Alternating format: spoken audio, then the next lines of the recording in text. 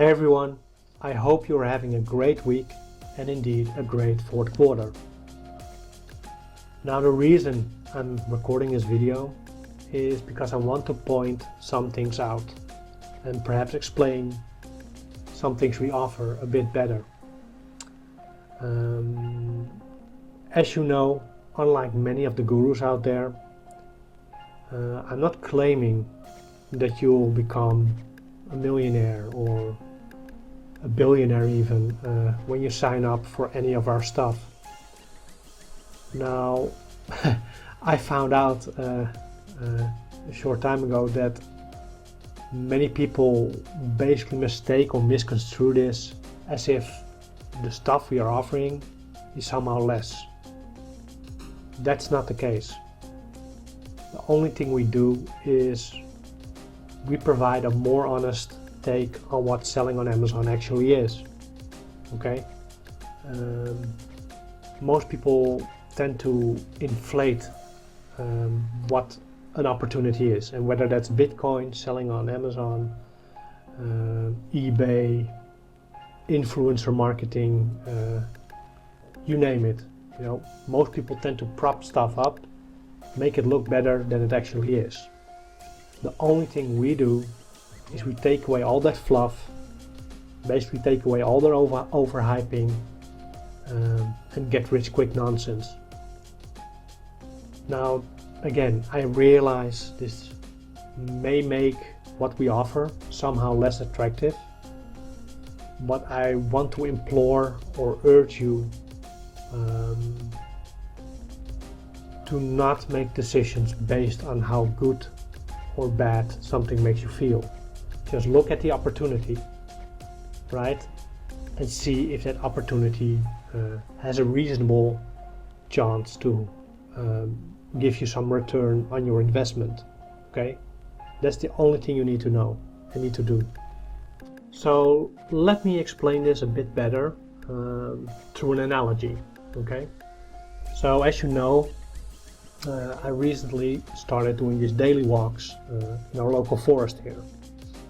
Now, aside from getting out of the door, getting a bit of fresh air, it's actually walking is actually good for you, good for your constitution, good for your cardiovascular system.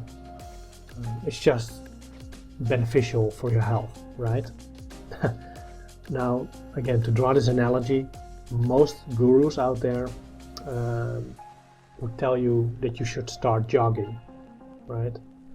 And to convince you of its benefits, they point to all the other people who are jogging on a daily basis, show you statistics of how many people run each day, and even better, they point you to some athletes like Floyd Mayweather, right? And tell you, look, he's successful, and see, he jogs too, okay? Now then they point you to the behavior of obese people, okay? And then they tell you, okay, these people, they don't run, ergo they are fat, okay? Now, the way I see it, I see things differently. I come with a different perspective on this whole analogy, if you will. I would say that an athlete like Floyd Mayweather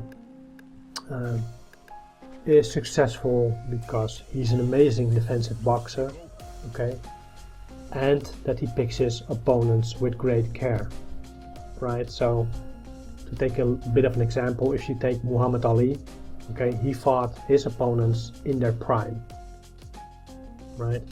Floyd Mayweather did it a bit smarter, okay? He fought against Pacquiao.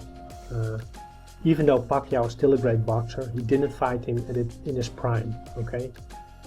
Now, next to that smart strategy, he also takes care of that money business, and that entire package makes him successful. Now, of course, I would agree with the gurus that jogging is better than sitting on a couch and watching Netflix, right? But you know, almost anything is better than sitting on your ass all day, okay? If you stand up and eat Cheerios and watch Netflix, that's infinitely better than laying on the couch, okay? So to me, you know, comparing these things like jogging and sitting on a couch makes no sense to me.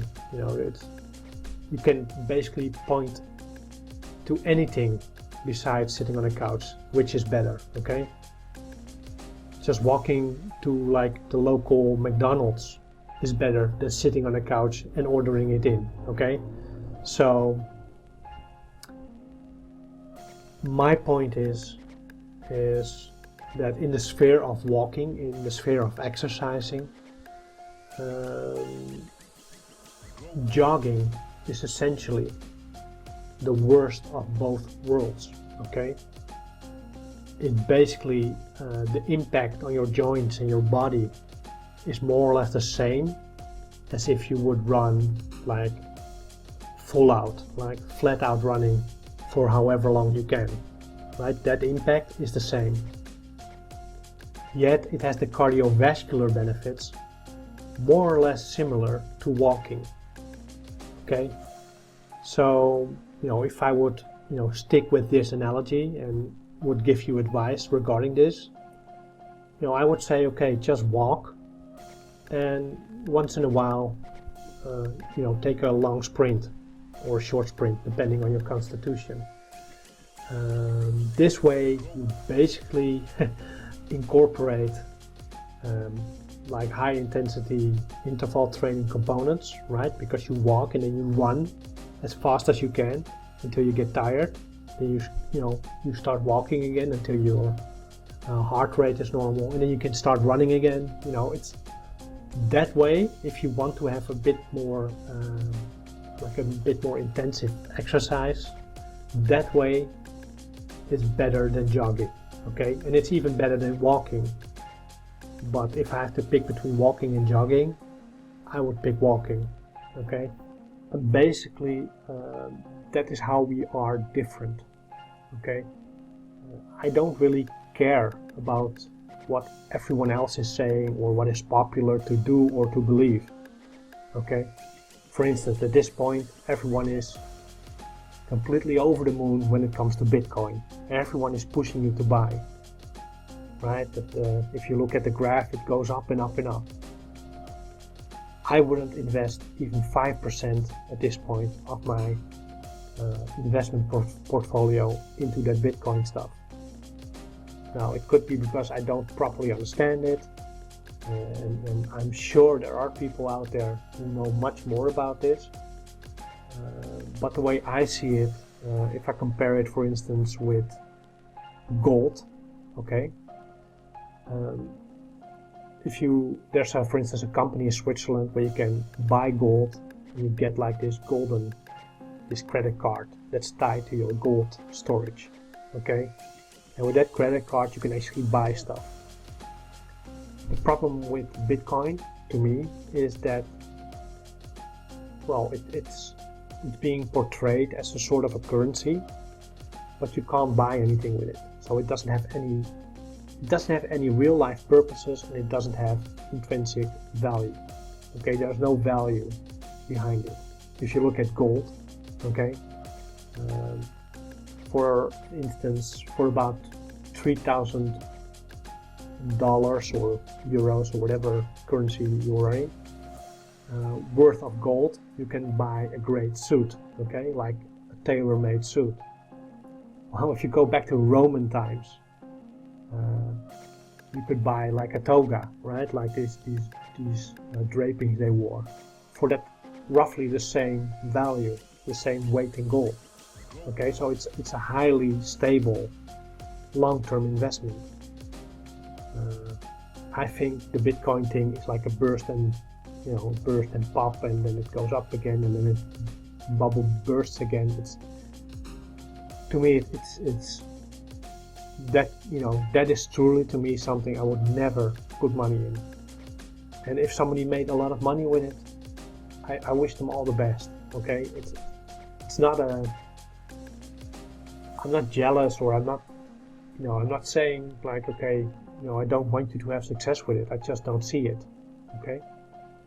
And to extend on this, I don't care what is popular to believe or what people want to do now. And equally, I don't really care about exciting you for selling on Amazon itself. It's something you have to make up for yourself, if it's something for you. If you want to do private label and you have like a great idea, great, by all means, right? But if you're just going to private label because people tell you that private label is awesome, then it's the same as Bitcoin then, basically. If you don't have a strategy, if you don't have an idea of what you're doing, anything basically becomes a useless endeavor. Okay. Now, what I do care about is that the moment you, for instance, start selling on Amazon and you want to have a successful business, then yes, then I'm excited to help you. Okay, then I really want to maximize results for you. Now, in case you wonder, can you actually do that? Again, if you look at OLeads itself, I realize it's no Elon Musk type thing, but if I just look at it, like 3-4 years ago, it wasn't zero, it didn't exist. Okay, and then we started, and then it doubled each year. Right? Not because I am this marketing guru that understands everything about marketing, but because I'm all around. I understand the technical stuff to a certain degree. I understand sales to a certain degree. I understand marketing to a certain degree. And with a certain degree, I mean I pick stuff out that is useful. Okay. For instance, if you take marketing, if you talk with the average marketer, they will start talking about CTR, number of impressions, number of views, engagement rate, website visits. Now, these are all indicators of something, okay? But they're all made up. If somebody clicks 1,000 times on your ad or on your website, it doesn't really mean anything. The only thing I care about when I do marketing is, okay, how many people have ordered, okay? And that means sometimes that I take an unorthodox approach. I've done it with my own companies, and again, if you want me to help you, I will do the same for you, okay? So essentially my view and how I approach things is more or less reflected in what we offer and how we offer it. Okay, so if you sign up for our yearly leads at this moment, okay, you have a service, okay, where you will be able to make money even if you only are able to sell 10% of the items on our list. Now, on the flip side, if you look at basically any other service out there, you essentially have to sell 80 to 90% of everything on that list, and you have to buy a large quantity or a relative large quantity of the product on that list just to break even. Okay, again, I probably have told you this stuff to death, but you need to start to cut emotion out of your decision making. Yes, I know it sucks that when on our list you see a Disney thing or some other great selling product and you can't sell it. I understand the frustration if you can only sell the shoes or the knife. What you have to realize is that you're most likely on the at the beginning of your Amazon journey, right? If you just stick with it, you will get ungated over time for the Disneys, for the Nikes, for the Adidas. Okay, you just need to put in the time. Now, moving on. If you sign up for a brand builder program, okay, you basically sign up for an Amazon done for you service that doesn't take away control over your business. It doesn't take a cut from your revenue while you take all the risk, because that's what basically all the other Amazon automation things are. They basically take a percentage of your revenue, not even your profit, your revenue, and they let you buy all the stuff and take all the risk. Okay. Now, what we offer is based on a flat fee, and we build your website, right? Everything with regards in relation to building your website, that's included. Okay, you don't have to pay anything for that. We do the SEO, we do the SEA, yeah. We do product research, keyword research, we do coaching, right? Basically, everything that requires man hours, like actually man hours to build your business, that is something we do with this program. We don't buy your inventory, right? If you want to have a specific person doing your product shots, we set things up for you. We don't take any cut from it. We bring you into contact with people I know within the industry that can do your agent type of activities. So these are people that live or are near China, or manage people who are in China. They send you the samples and all that kind of stuff, right? We don't take any cut from that. We just bring you into contact with them directly and let you sort it out. Okay, so basically what you have to realize is that even though that sounds like, okay, just man hours, the point is that for this money you tend to only get like maybe 3 months worth of either only SEO, or maybe a website, or maybe SEA, like search engine advertising, but you won't get all of it, right? And the point is, these kind of services are often set up in a way to have you keep on paying. Okay, they just want you to keep on paying for their services. We offer all of that for a flat fee, and we basically help you until you're up and running. Okay, and with up and running, I mean you actually know what you're doing. You started making a few sales, right? And after that, once you are up and running, we basically give you everything with regards to the business and coach you for a few months after that to make sure you understand what you're doing. And again, if 2 years from now you email me, I will still help you. Okay. But again, a flat fee. I don't want any recurring payments from you. I don't want any cuts from your business. This is just a service helping you get started and actually having a good start. Okay. Now, the last thing, if you decide to pick up one of the last spots on our profit share, unlike any other investment, you sign up for something with someone who actually cares that you make money. And that's not just cheap talk either. Okay. For instance, we have decided to move forward the starting date of the profit share to the 1st of January 2021. Now, I didn't have to do this.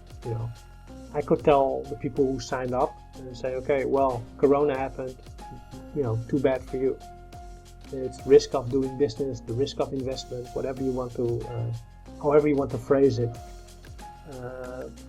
But again, I didn't do that because, again, I want people to benefit from this, okay? And even more so, you have the opportunity to relatively cheap basically get access to all of our profits, basically get access to lifelong access to that percentage you signed up for, this percentage of profit share, okay, until the end of time.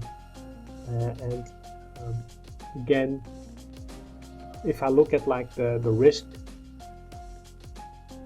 reward type of equation you have to make for yourself, it can work, and if it works, you make a lot of money. If it doesn't work the way we want to, you basically get your money back. Okay. Now, there's always a small chance that whatever, an act of God, and the zombies come and you don't get your money back. But my rebuttal to that is that once the zombies come and so society collapses as a whole, why would you care about money at that point anymore, right? So within like any reasonable framework and expectation, again, either get your money back or you make a lot of money. Okay, so to me, if I compare that to other investments, right, any other investment, you basically either pay a big chunk of money and wait for 5 years, or you have to do these monthly payments, and perhaps you get some money at the end of 3, 4, or 5 years. And if anything happens in between that may cause you to lose the investment, or the company goes down, or whatever it is, you just lost your money. And with us, at least, I've put in safeguards to not have that happen, and we pay you basically every month, right? So if I look back at the people who basically started in the beginning of last year, right, they essentially save, well, more or less they essentially have a big chunk of their original investment back, right? And it starts now in January, so they have 3 years to actually make money, or better said, I make money for them. So again, I don't think you will get any better deal, and more than just money, you actually have a chance to get in somewhere at the ground level. So if I have to boil it down, essentially I'm saying that whatever service it is, but what we offer you is an honest and realistic chance at a better future. And again, perhaps the lack of hype make it look less attractive, but I've found throughout my life that many things that are being pumped up as this amazing new thing, they tend to disappoint. And the things that I go into with low expectations, or with more realistic expectations, they tend to work out more positive. I go in with saying, okay, probably not going to work, or I'm not going to make a lot of this or make a lot of that, and then I find out that it does. Okay, it does better than I actually thought. So again, that's my perspective on things. I would never tell you to borrow money or basically spend more money than you can miss, right? Again, on a daily basis, I get people who have borrowed money for inventory,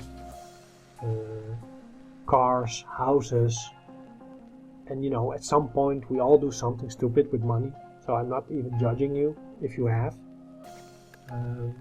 but I think it's important that you start recognizing the choices you have made and maybe are in the process of making at this very moment. And you need to start asking yourself if there's a reasonable return on investment for every dollar you put into something. Again, if I go back to that example I've used countless times before, the cup of coffee. I mean, everyone, the average person basically spends $4 to $7 a day on a cup of coffee.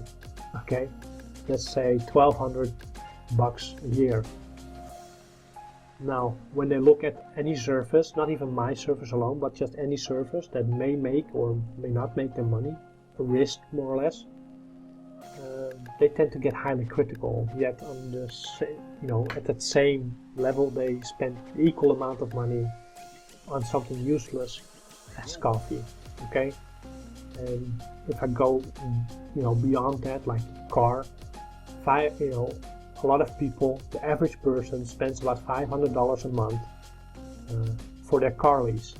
Now, again, I'm not laughing at you. If you have your dream car and you enjoy the drive, there's more to life than just money. Okay. All I'm saying is that from a purely numbers perspective, anything I've just mentioned is way better than all these quick gratification type of things. A car, a house, a holiday, cup of coffee, flat screen, the new PS5 or the Xbox, whatever it is that takes your fancy. You have to start cutting through your own emotional desires, right?